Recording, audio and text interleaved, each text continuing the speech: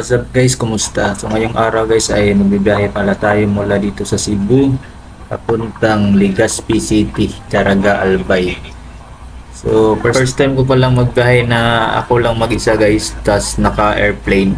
So ngayon guys, natatawa ako sa mga reaction ko at sa kuha ng video ko guys sa mukha. So hindi nagtagal guys ay nagsakay na kami ng shuttle papuntang airplane na kung saan siya yung sasakyan namin para makalipad na guys.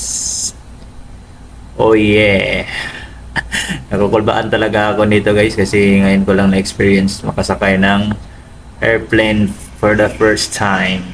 So ako na kami sa shuttle papuntang plane. So ito guys, parang inosente lang yung bukat ko pero nakulbaan na rin guys. Kalma lang yan, chill lang yan. Pero siyempre iba yung kaba at excitement ko niyan guys sa mga oras na yan. So kaya sinusulit ko talaga kahit malayo sa pamilya. Minsan lang tayo magka-chance na pupunta na ibang bansa. Ay, ibang bansa, sorry. Ibang lugar, diba? So sulitin na lang natin.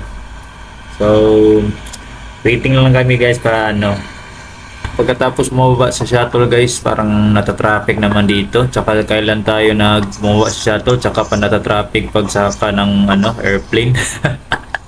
Kalmar na guys, pero syempre I control myself guys sa excitement.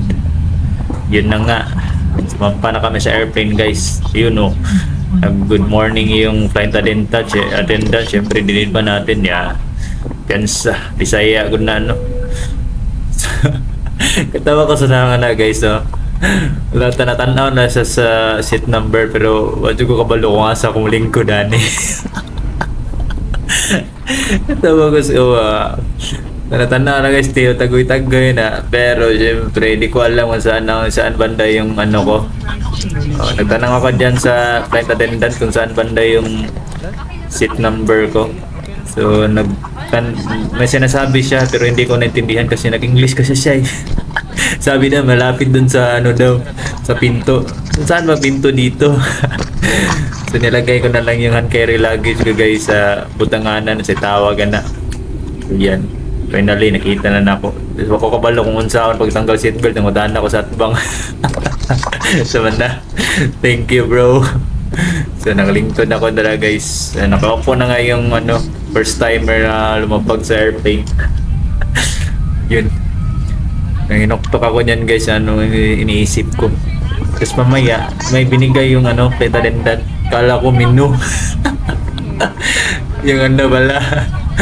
Yung babasahin para sa safety. Kung in emergency wala kasi nandyan ako sa tabi. Yan guys. Kala ka okay na yung upuan ko pero yung mamaya guys may lumapit na babae. Nag-change pala kami ng seat number. Kaya pa lang yung malapit sa window tapos ako dun sa kabila.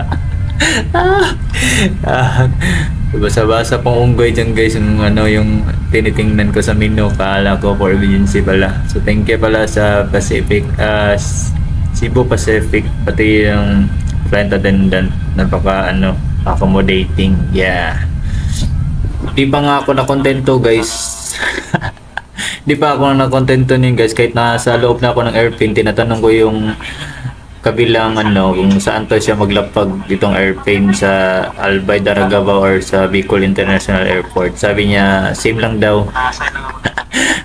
Nasa loob na saag pa Yan na guys. Hindi nagtagal sa kahinuktok guys, hindi tagal mamaya guys lilipad na yung airplane guys Naisip ko nang paano ba to. Sarap ng first time guys. Yun mamaya guys lilipad na po kami guys. Yes. At yun na nga. Lumipad na yung airplane guys. Parang yan. Parang wala lang pero syempre kinakabahan yan kasi sa first time kong sumakay ng airplane. Yan. Yun Grabe talaga tawa ko sa mukha niyan guys Iba talaga yung feeling pag first time Okay.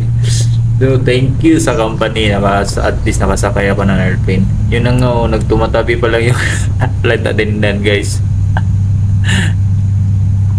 Yun. Yun na nga guys, since tumabi yung flight attendant sa akin, char. Since malapit ako sa cabin ng ano guys, pilot ba yan guys? Yun, tabi kami na ma'am, sobrang ganda. Yun lang, tabi lang kami guys. Nakuha eh. So yun, abangan nyo guys sa sunod na video guys dito sa Albay guys. Thank you.